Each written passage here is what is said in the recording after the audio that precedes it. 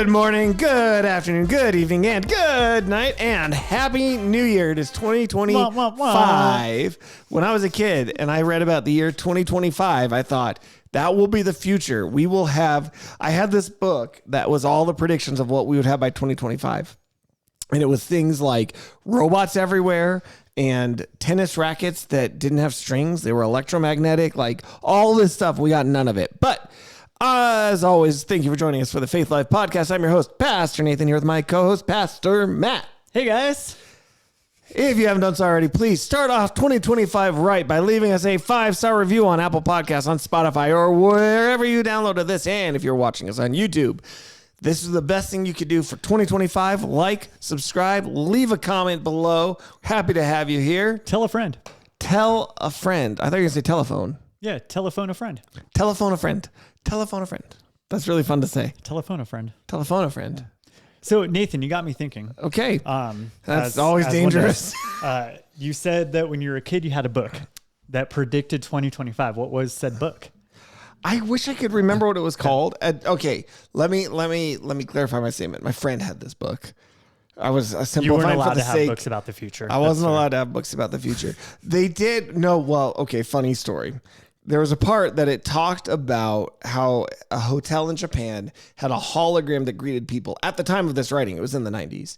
Okay. And how this would become more commonplace and we have holograms everywhere. And I feel like I told my parents about that. And they're like, oh, that's the image of the beast. That's Revelation. This book is telling you that the world's going to end. Oh, so it's a biblical based book. No, a commentary on they were Revelation. like, see, it's saying all these things are good, but we know that's Satan. So while you were talking, I searched it up. I didn't find a book, but oh my goodness, in 1995, BBC aired a thing called Tomorrow's World, and it predicted what the world would look like in 2025. And so part of me thinks that maybe we can talk a little bit about that. I love this idea. What is it? Does it give you all the predictions that they made? Yeah. Awesome. Okay. Well, before we get into that, let's talk a little bit about the news. Because again, as a Christian, we live in a world where things happen and we need to know how to react, or we need to think through how we engage and connect with the culture around us while not, devolving into it, but finding a way to appropriately connect and engage. So in the news, Matt, the big thing right now is we're starting the year off. Oh, I almost just said an unfortunate phrase. We're starting the year off with some terrible things.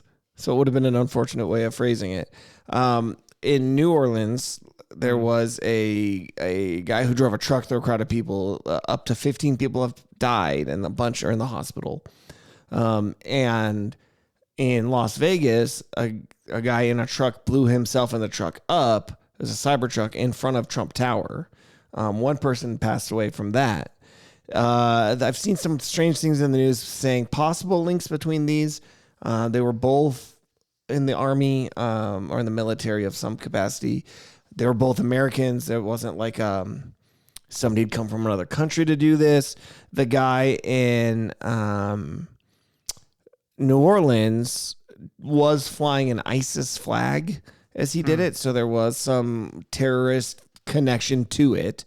But again, he was a military guy, so I don't know when the word became radicalized or however that looks, but tragedy, starting off our new year with tragedy. And the typical Christian thing is like thoughts and prayers, or like, that's what everybody says in our culture, like thoughts and prayers. Right. What should be our response? Yeah,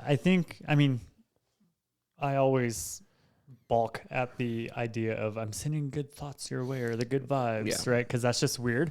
I do think prayer is a vital part of what our reaction should be. Unfortunately, I think as Christians, we throw around the word prayer without actually any action, right? Without actually any conversation with God. One thing that comes to mind, because a lot of the times when tragedy strikes, we ask the question, why? We start to blame things. We start to think about conspiracies. We start to even blame God. I think it's important to remember that God is good. Right. He's the author, the creator of life, not the taker of it. Right. And so I know for a lot of people, when bad stuff happens to them, they blame God for it. Right. Right. It's God. Why have you let this happen to me? Or why would you continue to knock me down? I recently had a conversation with a fellow believer, and they were talking about their whole life. They've just been dealt blow after blow after blow, wondering why God would just continue to do that. Right. They've married someone who's like a super faithful, sitting at the right hand of the Father type of woman.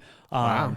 And so why would God continue to knock him down and have her suffer as a result of that? Right. So I think our default is we want to shift all blame onto someone or something else. Sure. And a lot of that times I think God takes the brunt of that. Right. Because it goes back to the question, if God is good, why do bad things happen? Right. If God's, they'll say there are three statements. One of them can't be true. And they'll say God is all powerful, God is all good, and bad things happen to people. Right. And they say you can only pick two of those, right? Because if God is all powerful and all good, then why doesn't he prevent anything bad? Right. And so a lot of tragedy that happens isn't necessarily because of God or because of Satan. It's because of us. Right. Right. It's our decision, our sinfulness, our flesh, our whatever, fill in the blank that leads to that. And so, because of sin, we live in a fallen, a broken world. And so tragedy, trials, tribulations, all the T words, that's naturally going to be a part of our world because of sin. Right. And so I think my first thought and response outside of praying for all those who've been affected by it is now to pray for what my response to share Christ with others, share the good news of Jesus, that hope that we can have in the midst of tragedy. How do I share that with other people? And then asking the question, okay, what can I learn from this? Right. Right. Like, especially if you're the recipient of something bad, right? Something bad happened to you. Right. Right. Instead of me just being like, oh, man, God did it again to me. Or man, there's Satan trying to knock me down. What can I learn from this? How can I become more like Jesus as a result of what just happened rather than just wallowing in my sorrows, right? I think a big problem with Christians and our, we got like real serious real quick. This is We really did. great. A big problem with our perception in the world as Christians is, to a lot of people, we don't look any different than the rest of the world. Right. Right? Something bad happens.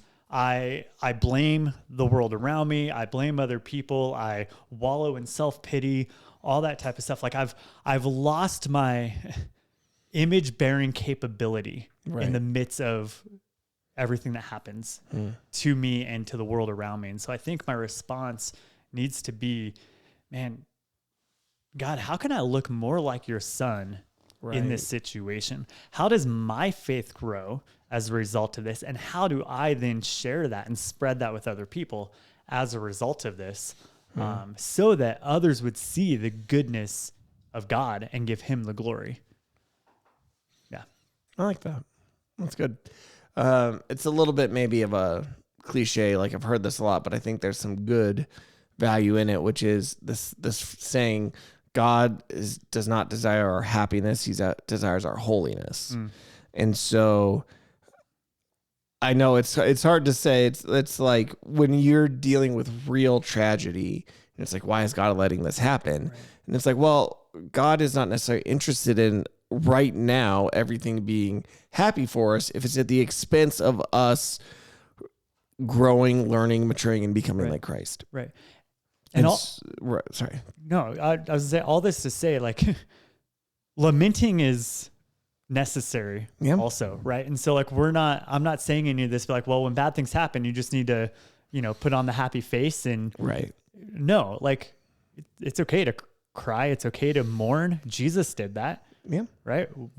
The greatest verse in the Bible. The shortest verse in the Bible. Jesus wept. Right? Like, lamenting is a part of who we are and what we do. You think of like the psalmists. David specifically wrote many psalms of lament. Many, M-A-N-Y, not many, M-I-N-I, though some of them are Although it really could be. short. Yeah. A little bit. Right. And so the fact that we have that preserved as part of the Holy Scriptures tells me that God he wants us to express our grief, right? He doesn't want to eliminate our grief. He's not offended by it. Like he meets us in the midst of it. And so it's okay to grieve. It's okay to lament. It's okay to be, have that sorrow. In the midst of it all, our focus and our hope is on Christ. Right. Yeah. I like that. Do you ever think about, speaking of the shortest verse in the Bible, I think about that verse a lot. Jesus wept.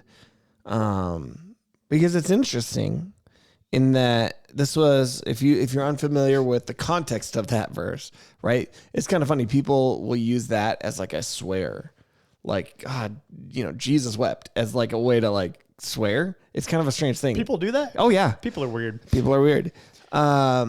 But contextually, this is right before the raising of Lazarus. And he was a good friend of Jesus. Jesus heard he was sick, intentionally delayed going to heal him so that he would die. So you want to talk about, why does God let bad things happen? There are some times that we can look at this story and we can see, well, this was an interesting thing where literally Jesus could have gone to heal him and he would have been able to, but Jesus, knowing what needed to happen, was he needed to die because he was going to raise Lazarus. So he comes back. They're there for the funeral. Everybody's expecting, and there's like, Jesus, if you had been here, he wouldn't have died. The sisters of Lazarus come out and they're crying and they're saying the same thing. If you had been here, my brother would not have died. And we know you loved Lazarus. And like the context of that is, and then that is when Jesus weeps. Now, Jesus knew what he was about to do. He intentionally delayed it. He knew that Lazarus would soon be back to life. So you got to ask yourself, why did he weep? Let's not get into the answer right now. I want you, email us, podcast@dfchurch.com, or comment below on this YouTube video. Yeah. Why do you think that Jesus wept? You know what's kind of funny about that being the shortest verse in the Bible? It's the shortest in English.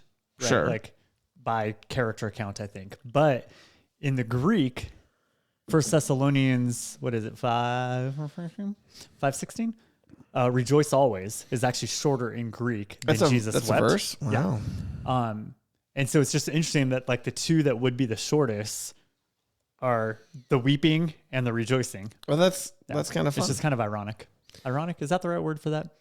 It's Alanis like rain on your wedding day. Ironically, and it's weird. I don't think she did. No, she just used it incorrectly. Correct. No, incorrect. Well, let's move on right now. Again, don't forget, email us, podcast@dfchurch.com. That's podcast@dfchurch.com. Last week on the podcast, we had talked about queso, right? And our producer in the room had talked about his favorite way of making queso. And I was like, that's how I make it too. Well, he brought us some queso today. Now, this is not a full mukbang podcast, so we're not going to sit and just chomp into the microphones.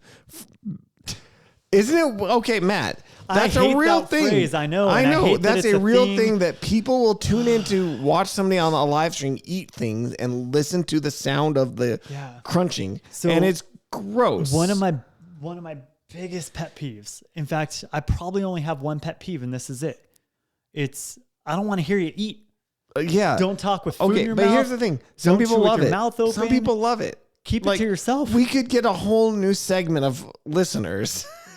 But the question is, do we want them? No, not that kind. No, I don't like it. I'm not here for it. Okay. So we're not going to loudly crunch this, but off mic, if you want to take a bite, Matthew. While you're talking, and then I'll talk while you can take a bite. We're going to talk about this real quick. All right. Wait, what are we talking about? Cheese. So take a bite. And while you do, I'm going to tell you something disgusting about cheese. Did you know there is a cheese in Italy that is a traditional and famous type of cheese that is now banned in the country, but people still illegally make it? Now, when I say that, do you want me to tell you what kind of cheese this is that they ban? Velveeta. Yes. No, it's much worse than Velveeta. Velveeta's not bad. We were just looking at the ingredients of Velveeta. There's nothing that bad in it, right? Exactly. There's nothing that bad in it. The cheese in The fact that it's cheese with like 47 ingredients yeah, is bad but enough, right? it doesn't have that many, and those ones at the bottom are less than 2% of it. So it's a very small amount of While you're about stuff. to get to telling me the most disgusting cheese in the world, Yeah. have you ever had bad queso? That's a good question. I don't know if I have. I'm not sure I ever have. It's like every pizza, queso. where Like, even this like is delicious. What you made earlier today, that was delicious. even the worst pizza is still usually not like what's the worst pizza? Probably Little Caesars. Little Caesars. And even a Little Caesars pizza isn't like I'll eat it. It's fine.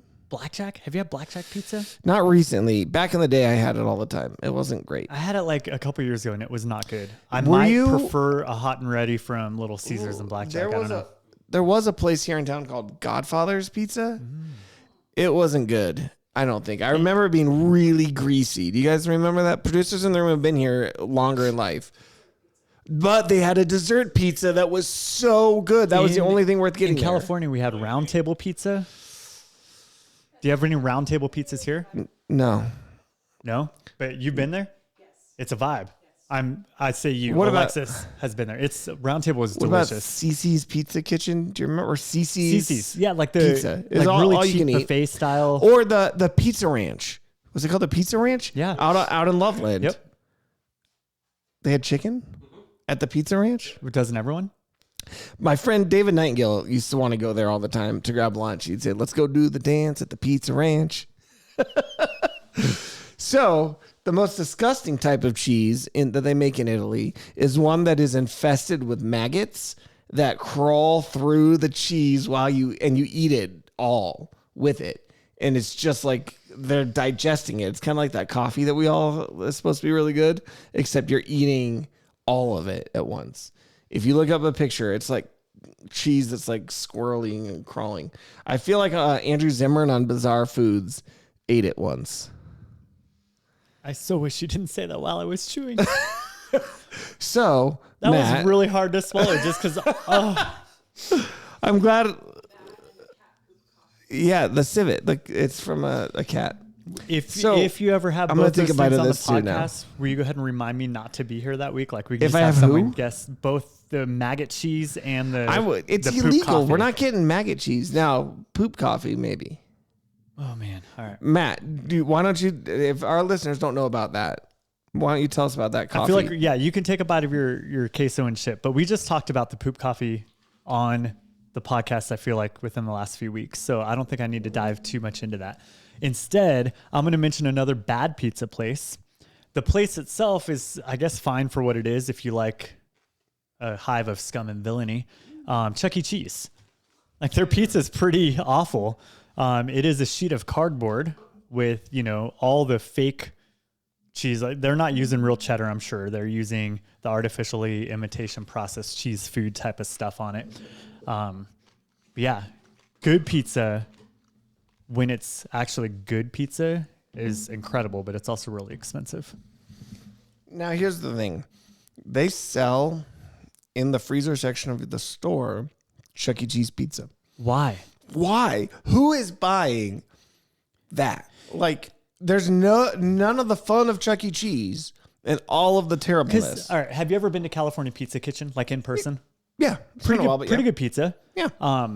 Then if you get there, because they have California Pizza Kitchen in the frozen aisle, it takes what would be like a 7 out of 10 pizza and makes it like a 4 out of 10. Okay. When you get it frozen. Yeah. So my question is, if Chuck E. Cheese in person is a 1 out of 10, Right. what is it frozen? An abomination Oh. unto the Lord. There it is. It's a Negative -5. Wait, does it go back around? Like it's so bad it becomes good again? Maybe, what if their frozen It's pizza better. is better than their in-person pizza? All right, someday we're going to have to get a frozen Chuck E. Cheese Because all it pizza is and a try marketing it. thing. So they're probably partnering with like DiGiorno's kitchens because Chuck E. Cheese doesn't have the infrastructure to make frozen DiGiorno's pizza. are fine for frozen pizza. See, again, a frozen pizza from DiGiorno's is still fine. Do you remember those, what are those Totinas, like party pizza? Party pizza. No. What? You don't know about Totino's? Totino's is pizza rolls, bro. No. They do the, am I crazy? No, all right. Producers in the room are, You are crazy. it's got like the weird little like pepperoni and sausage cubes. Yeah. I would too. They're not that big. And they're like 99 cents. At least they used to be. The last time I bought one, which was a long time ago. It looks like they're $2 now. Oh, they've doubled in price. Thanks, Obama. Yeah, no, if you say the word Totino's, all I want are pizza rolls. Which are also great. Yeah. See? There's no really bad pizza. All right. Let us know your favorite pizza. Let us know. Podcast at dfchurch.com. So 2025. Yeah, 2025. 30 years ago, some predictions were made. Before we start to read these, Nathan, what do you think of, like, as far as like Christians just trying to predict the future? Right. It's fun to speculate, and it's fun to think what could be. But ultimately, I mean, are we thinking about how can we use what we will have in order to become more like Jesus and help others become more like Jesus? Ultimately, everything should really frame itself into that. Right now, I say everything, but it's okay to have fun. Jesus, we knew, had a lot of fun. He would go to parties, and people often called him a glutton or a drunk because of the people he associated with it. And those people liked to be around him. So I'm not saying that everything has to be like, I often think when we talk about like spiritual matters, we tend to associate that with like a very serious and dour framework and being like pious and holy and not fun. Okay. It's okay for Christians. We have that. Like, We can Christians have fun. Yeah. Yes, we should. We should have more joy and happiness and excitement because of what God has done for us than really anybody. But okay. So we can look at this and there might be something that it's like, oh, that would just be really cool. Will that help advance the gospel? Maybe, maybe not. Will that be really fun? Maybe. So let me ask another question before we dive into this list then. Mark of the beast. How much? Yeah, no. How much then should a Christian plan? Oh, Like for their future? Does it ever get to a point where it's just a lack of trust? Or is planning for like your future, your family's future, your church's future, is that always good? We should always plan. Jesus tells us to be good stewards of what we have. And so part of that is planning, but we should hold those plans loosely and know that all of that can change should God desire it. And that we need to be okay with that. Yeah. That's the short answer. I've always, there's a couple phrases I've always heard. One is, make your plans in pencil. Right. Because God can make changes. Or plan and work as if it's all up to you, but pray knowing it's all up to God. Right. Right. Because then he'll guide and direct your heart and your plans and your future accordingly. It's interesting. All right. You ready for this list? Yeah. I'm so excited. All right. So we have 3 decades of hindsight. This is from the BBC. I love it. The BBC? I think it's just BBC. Well, it could be the British Broadcasting Company. So the works. The show, Tomorrow's World, it's no longer broadcast, but Stephen Hawking was on it at one point, and he predicted by 2025, we can expect big changes. And so the staff on this program, they agreed, suggesting a raft of world-shaking innovations from hologram surgery to space junk gel. Okay. So, Let's hear it. You have the cyberspace riots of 2005. In 1995, the World Wide Web was really taking off. A development of Tomorrow's World thought would bring future trouble. A development that Tomorrow's World thought. That's the name of the program. Anyway, they predicted that business barons and banks would take control of the internet by 2000, establishing a supernet which they would restrict access on. In turn, it would prompt hacks, viruses, and even riots. Nope. Didn't happen? Didn't happen at all. Like now you could make an argument that it was social media that kind of took the internet hostage, because that is where most of the discussion, like where are the people? They're on the social media platforms, right? They're on X or TikTok or whatever. And I think those companies, as we've seen in the past few elections, for instance, when they start choosing to censor or push certain narratives have a large impact on how people view and think about things. And so it wasn't this restricted corporate takeover where we're having to, nickel and dime to, I want to Google something today. I guess I got to pay $5. Like, it wasn't like that. It was advertising and social media that won. And this is going to be, I'm guessing right now, my prediction, the common theme is that they're going to take what we already knew and extrapolate it out. Whereas what really happens in the future is something we never even anticipated comes along and branches us in a different direction that nobody would have guessed. And what year is your prediction? My prediction? That's all of these predictions. Okay. My prediction is that all of these are going to be extrapolations on stuff we already have, because you can't say, I'm going to think of something that doesn't exist yet, and that'll be what it is. It's going to be the natural course that things happen. Okay. For instance, let me give you a quick example. In the 80s, Back to the Future 2, he goes into the future to 2015. And in the bookstore, when he buys the sports almanac of all the scores, the clerk says, "Oh, this book is kind of an old-fashioned relic with a book jacket, like a dust cover on it. This was before books invented dust-repellent pages." Okay, that's not what happened. We just went to electronic reading. We went to Kindles and things like that, because they just took a book and said, "Well, what are books going to be like in the future? They'll just be dust-repellent," as opposed to saying, "No, we're going to just invent a whole new medium to read upon."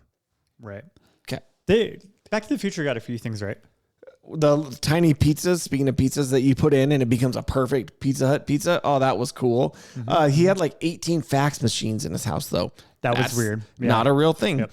But the kid puts on like 6 different channels on his TV and is just watching them all at once. Mm-hmm. That's kind of real right now. Yeah. Real quick. Okay. Some predictions from 100 years ago. Oh, I like that. One by American psychologist Albert Wiggum said that if we keep progressing in the wrong direction, as we've been doing, American beauty is bound to decline, and there won't be a good-looking girl to be found 100 years from now. We're past that 100-year point. So that's unfortunate. There are apparently no good-looking girls in our world anymore. False. I'm married to one. Oh, there it is. Advanced aging. So the prediction in 1902 by Sir Ronald Ross, a British doctor who won the Nobel Peace Prize, said that 100 years from now, so that would be 2002, people will be living to the age of 150. Close. We did talk about televangelist Kenneth Copeland saying he made a covenant with God that he will live to 120 and then he'll die. Still not 150 though. Is that, do you think, based off that reading of Genesis, that where people say this is the upper limit of human lifespan? Possible, yeah. And he just 120 made a deal with God saying, "Hey, just send me to that upper limit." To that one. He's almost 90 as it is, so I mean, only 30 more years. Yeah. H.G. Wells, the guy who wrote The War of Worlds, Invisible Man, Time Machine. It's great. He predicted a new world order for 2025. Okay. So it's like the Illuminati or? Well, in 100 years, he said there will not be numerous nations, but only 3 great masses of people. The United States of America, the United States of Europe, and China. Wow. Yeah. Didn't really happen. I think Russia's trying to stop that. Yeah. Yeah. Wait, so Russia would have just been a part of the United States of Europe? Or China. I guess. Yeah, I don't know what his full predictions were. Kind of fun. I'm trying to see if there's any other really cool ones here. There's a lot of just silly ones. New York in 2025. It's going to be interesting. I like it. An illustrator said this is the probable appearance of New York skyline in the year 2025. And it is all really clean and I mean, it's black and white, so it's hard to tell. A 60-story. In 1925, the tallest building was the Woolworth building at 60 stories, and that's like the shortest one. That's funny. What's the tallest building in New York? How many stories is it? Oh, we have the internet. Tallest building in New York. Is it the Empire State Building? No, it's a different one now. Oh, it's now the One World Trade Center. Oh, okay. Yeah. Makes 1,776 feet tall. How many stories is that, though? 104. Wow. That's really cool if you think about it. It's huge. Yeah. That we can build buildings that tall. Of course, the one in the the Burj Khalifa is that United Arab Emirates? Yes. Or in Abu Dhabi? I don't remember where that one is. It was in Mission Impossible. I remember that. He climbed on the edge of it. That one's really tall too. All right, what were some more of the 2025 predictions? Right, from the BBC. 30 years ago, yeah. So this one's interesting. Asteroid mining and space junk gel. Okay. So they said that space mining would become a lucrative industry with companies excavating asteroids near Earth for precious metals. Nope. The show also suggested space junk would become such a problem it wouldn't be safe for astronauts, and so the answer was going to be a gigantic foam gel to slow down debris. Weird. So that is a thing that has been talked about a lot, of like what happens as the space junk increases. And if you watch this again, an extrapolation of this idea in Wall-E, right. When they leave Earth's atmosphere, there's a ton of just like clutter that they fly through. Wall-E may have been a little more accurate. Yeah. Now, I think what they do is they just either fly out further or orbit a little bit lower to where there's less of that junk flying around. I think that's the general way to avoid it at this point. We don't yet have space mining industry as a big thing yet, but I have seen several articles in the last few years about, there's this asteroid orbiting the Earth that, if mined properly, brings this amount of resource. I think we overestimated the ease at which we'd be able to get to space. Right. It is still very, very, very costly to launch into space. Or maybe we never went to space to begin with. Oh, don't even start with that nonsense. No, I think it's like, yeah, there'd be a lot of good stuff you could bring back, but the cost of getting it there and then landing it safely back on Earth probably outweighs the cost of getting up there. That's true. Now, if you are going to be like, well, we're going to build long-term, we're going to build the Star Trek Enterprise, right? Star Trek Enterprise. And we're going to build a ship that is built for deep space exploration. People are just going to live on it the rest of their lives, blah, blah, blah. Then you could build it in space. It would make sense. You start mining an asteroid. You don't have to get to space once. It's pretty easy to move around once you're in space. So with this being the Faith Life podcast, let me bring this back to our faith. Okay. This idea of like building a long-term home off of this planet, right? Does that go against God's command for us to be stewards of this planet? Instead of me stewarding it, I'm just going to walk away because it's too hard. Right. Now, that's a great question. And into the nitty gritty, like if we've colonized Mars, when Jesus comes back, does he stop there first? No, every one of you are left behind if you went to Mars. Oh, no. Yeah. That's sad. It's a new heaven and a new Earth. Right. Mars is just, you're done. You're stuck in the old life, the old self, the old ways. And eventually, can they come back and visit, though? No, y'all just die. Oh, goodness. Yeah, don't go to Mars, guys.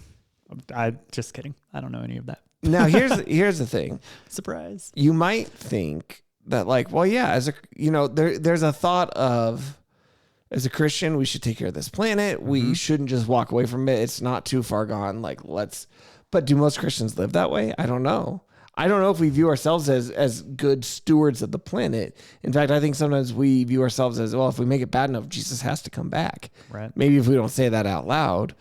In addition, I feel like there's been a big movement in our culture, at least, and I've talked about this to death, but I'll talk about it again, to view our eternity as an escape from this earth. And so to take that same thing just from a spiritual point, to say, well, the earth is too corrupt, it's too bad, there's too much evil, it's too ruined, we need God to just take us away. Right.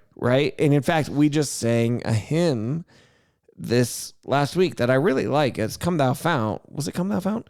That one of the later verses talks about, God, just come take me away from this planet and to live with you in the sky. But that's not what we see biblically. A new heaven and a new earth. Right. It's like Jesus brings, what is the Lord's Prayer? Your kingdom come on earth as it is in heaven. Right. It's not, we all need to escape the earth to go to heaven. It's that God has brought heaven to us. And will renew the earth. And that's what our hope is in the end of Revelation is Jesus' resurrection, our resurrection, but the resurrection of creation. Right? It's that God doesn't just give up. God doesn't say, well, it's too broken, it's too dirty, it's too destroyed. He doesn't say that to us, and he doesn't say that about the earth and world he made. And I think very often Christians have gotten, unfortunately, into this mindset of the exact opposite, that like we need to just move on from this and get to some sort of higher, holier and spiritual existence. And I mean, I hate to break it. That's not Christianity. That's Platonism. That's Greek thought creeping in. That's good. Yeah. We'll just do a couple more. Let's do 100 more. No, this one's really fun. The program predicted that by 2004, a law would be passed for all UK hospitals to publish a league table of surgeon success rates. So then the top surgeons in the world would become incredibly popular, needed for all surgeries everywhere, but it would be too difficult for them to travel all over the world. So what would happen was they would create what's called spatial gloves. That the surgeon is in his own facility using these spatial gloves, and there's a robot on the other side of the world that's mimicking perfectly the surgeon's movements to perform the surgery on you, sitting in that hospital with a robot while your surgeon's on the other side of the planet. They do have things like that. That actually is real. It's close. Not Israel. Is real. Yeah. Robots are helping with surgeries. Yeah. I don't think we're doing it from the other side of the world. I think they've just done yet. them remotely. Ooh. I think they've done them That's remotely. Scary. I don't now, like it. Here's what's really crazy is how long, and again, they didn't expect that this would be a thing. How long is it until we say the AI is the one doing the surgery, because it is going to be much better than a human in terms of controlling. All right, a remote surgery robot, also known as a telesurgery robot. Yeah. It allows a robotic system that allows surgeons to perform surgery on patients from a distance. So they do it. And then like mid-surgery, the Wi-Fi goes out and it's just done. Yeah, I think they would like, have to have some sort of, redundancies built in, you would imagine. Or it just like, it gets a weird signal and goes, starts going crazy and just chops you up. That would be terrible. Yep, not doing it. Banking using a microchip in your arm. The mark of the beast. We finally made it. Yep.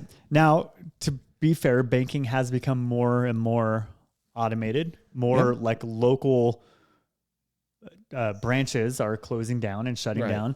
Because we can do it all digitally now. And we don't use microchips, but we do often use biometrics, like a face scan or fingerprint or things like that. Yep. So, Matt, we're getting there. Is this the mark of the beast? No. Do you want to elaborate on why you don't think it is? Because I would agree. I don't think that is. Let's maybe do a whole podcast sometime soon about that, because I think that's more time than we have left today. Okay. But for now, no. If you think it is, email us, podcast@dfchurch.com. Let us know why you think that a microchip in your hand or forehead is the mark of the beast. Let's see. How about just one more? A smart speaker with a floating head is what it's called. That's kind of weird. I'm so sounding, excited. But the program featured this man wearing what looked to be like a VR type headset. Okay. And then his wife and a young girl in what appears to be modern day London. And so in one section of the program, this floating head of a woman comes out of a smart speaker to tell the man that it's been a year since his holiday to Indo-Disney. She encourages him to take another holiday via a shuttle to Bangalore, which would only take 40 minutes. So a few things here. What? Holograms is what the floating head It's just a hologram. It was a hologram. Okay. And then ultra fast travel, right? Getting from where to the other side of the planet in 40 minutes or whatever. That'd be sweet. Now smart speakers are a real thing. Okay. VR is a real thing. Virtual reality really and took getting off. more and more kind of real and creepy. Yeah, it's super in different cool. ways. And so, I mean, it's made. That one's close. It's close. The fast travel. We're fast not there travel's yet not, and especially because I think that if anything, we've gone backwards on that a little bit. Like the Concorde jet that used to make the trip from New York to London in like 40 minutes or something crazy like that has been decommissioned. They don't do that anymore. Why? Because it had some accidents. Oh, Speaking of accidents, there's been it feels like a lot of plane accidents lately, and they're unrelated. in their causes, but still, it's a little scary. Flying is supposed to be the safest way of travel. Now, one of them was flying over in the area of Russia, so it makes sense. It caught some accidental friendly fire, not friendly fire, unfriendly fire. Yeah. And then the one in Korea, they hit a bird or something, but then it looks like they couldn't deploy their landing gear. That one was everybody but the 2 flight attendants at the back of the plane. Yeah. Everybody died. Yep, that one was crazy. So sit closer to the back is the moral of the story. So here's the question, Nathan. Okay. It's 2025. These things were 30 years ago. So in 30 years, it's 2055. Give me one big thing. One big thing.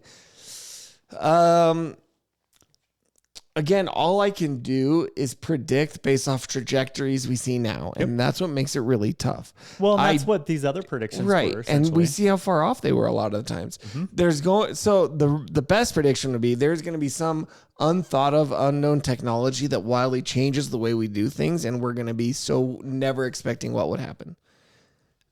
It's very boring. That was lame and vague. Now, what is really going to happen in an idealistic prediction, I would say that the advancements of AI and other things go to a point where we are able to easily and quickly eliminate most disease, because it will look at something where an AI can examine me personally on a genetic sense and figure out a specific course of treatment that is tailored exactly to me and nobody else, and completely handles that, maybe in combination with like nano machines, atom level machinery that can go in and target specific things to me. Now, will that happen? I would say yes, but probably only for the ultra wealthy. Right. Does it get to a point where, like everything else, at one point they'd say, well, only a university or government entity can own a computer. And now computers are everywhere, so widespread, it doesn't matter. Do we get to a point where this technology somehow becomes so easily accessible that, everybody has access to it and disease is almost virtually eliminated? So here's possible. The conspiracy and pessimistic side of me says that we will never get to that point because there's no money in curing disease. There's only money in treating the symptoms. Sure. Right. And unfortunately, we live in a world that cure a lot of diseases. We do. Do we? If I have like a bacterial infection, I can take an antibiotic and that cures it. That is 100% a cure of the disease. Yeah, but that one's vaccination for the most part. It's preventative. It's supposed to even keep you from getting the disease. Does it? Well, varying success rates, but like the polio vaccine. We were talking in our staff meeting this morning about how, the different medicines and treatments that all exist, and really there's no treatment for a lot of things. We just give, I can give you some cough medicine, but it's not really going to work anyway. You just have to kind of deal with this, right? Sure. I'm pretty confident that people have found ways to actually cure whatever it is that whatever sickness we were talking about. Maybe it's just, I'm not as an investor, I'm not going to throw my money in that because I'm not going to get the return on investment. Whereas if I throw it on a better cough medicine that just covers up the symptoms for longer, it's the whole. It's possible. I still think that there are people out there who, like, for instance, a lot of the research is done by, doctors and medical researchers. Right. And yes, you could say, well, if we get rid of disease, they're out of a job. But a lot of them get into it to cure disease. That's what they're passionate about. Right. And that is what they are researching. And I do think if you were to be able to release something that still people had to pay for, still costs a lot of money, but was able to cure it, there's always new people being born. You're still always going to have a market. I think there's still enough of a market push. If you can say, we're the only company, all these other companies will just mask your symptoms, we will get rid of them, you will be so popular just from the ultra wealthy of our world that I think you'll make your money back. I think if you're out there, if you're Bill Gates or something like that, or Elon Musk, and you find a company that says we need, $10 billion and we'll be able to cure any disease that you, Elon Musk, get. they are for sure going to get that funding from him. He's Right, if they're legitimate out there, if they're really able to say that, I don't think that the general population saying of like, you know, healthcare companies and stuff like, we want to be able to just, you know, deal with the symptoms. It's more, we make more money by people saying sick. I think the benefits of curing things monetarily would still outweigh it. All right. I think. What's your big prediction? Yeah, well, I was gonna say something similar to actually what Jeremiah just messaged us: the AR glasses replacing phones. Oh man, because Google Glass is kind of a thing that isn't very good yet. But they canceled it, but there's other things coming along the lines of it. And I was thinking even more than glasses, it's going to be in our contacts too, to where like I don't have to alter my look out here, right? I can just put in the contact and it's going to have all that smart technology built into it. I'm going to take you a step further. I think it's going to be in your brain. I think it's going to be a direct brain neural interface. Here's a prediction from one of the futurists from the show. You're going to love this one. Hive mind. Oh, yeah. No, I don't like that at all. People That's will be terrifying. cognitively connected, a hive mind of humans and technology via servers, which will help with the sharing of ideas. Brainstorming will literally be brainstorming where you share ideas just by thinking them. Oh, I think that's so scary. That is scary. I think more likely will be the like Neuralink, Elon Musk's technology, and others have gotten. I think we'll continue to develop brain computers, which will be really great for paraplegics and people like that. Mm-hmm. And I think we'll be able to get to a point where you could then wear some sort of exoskeletal suit where even though your spine doesn't work, you're able to move your body because you've got a brain controlled, system. Although it brings up, is it possible by the time we've gotten that level of brain control that we are able to get into the spine and just short circuit, like go around the broken part with a new wire and just reconnect everything? I feel like we should be able to. Bioengineering is probably going to be where the money's at for the next 30 years. Ooh, yeah. It's already... That's where a lot of money is at right now. And a lot of our new technologies have to do with that anyway. So I don't know. When we talk about now we've got a few more predictions coming out. I think quantum computers, we talked about those a couple weeks ago, are going to lead to another big leap forward in processing. I do think the internal, computer replacing the smartphone will be big, where you'll be, firewalled and disconnected off, but you'll always have a little bit of a thing running in that then you can look at a device and connect wirelessly to it and stuff like that. You'll have like Bluetooth out of your brain.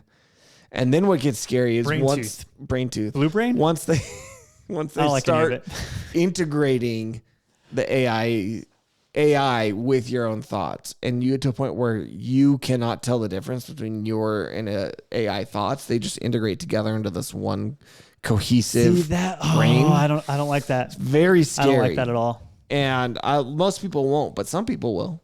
Some people will be all for it. Yep.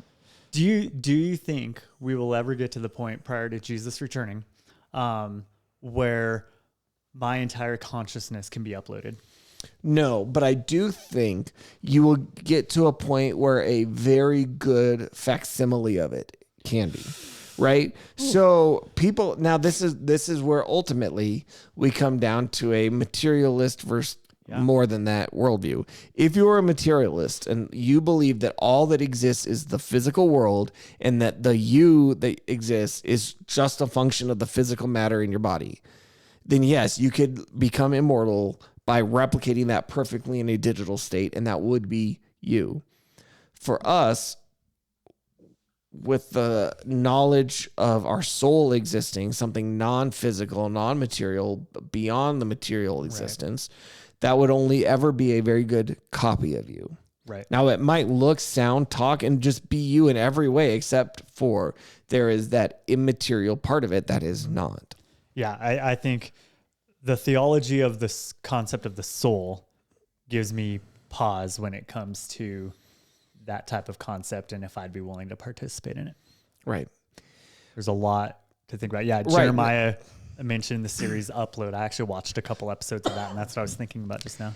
Right. I think that there was a whole sci-fi book quadrilogy that I really liked called Otherworld. Then that was the whole point, was this virtual reality world had been created as a way for these super ultra wealthy people to get beyond death by uploading themselves into this virtual world.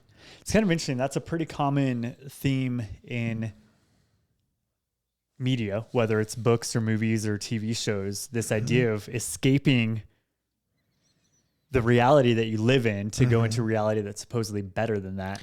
And I think there's some implications there to think through as a Christian of, you know, what are you really trying to escape from? Where is your hope and your value placed? Right.